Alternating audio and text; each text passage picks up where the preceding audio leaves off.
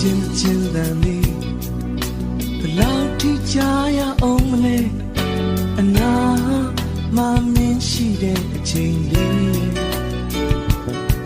မျောလင်းမထားခဲ့ပြီမေအိုခွေရအောင်မမနှက်ဖန်တွေ့ရင်စိုးထိတ်လာတဲ့ကွယ်ဘယ်ချိန်မှတို့နှစ်ဦးဝေးဆောင်ဝေးသွားကြမယ်တို့နှစ်ယောက်ခွဲခွာချိန်လေးနောက်ချိန်မှဝေးကြရမလားရှေ့ဆက်ချင်နိုင်မ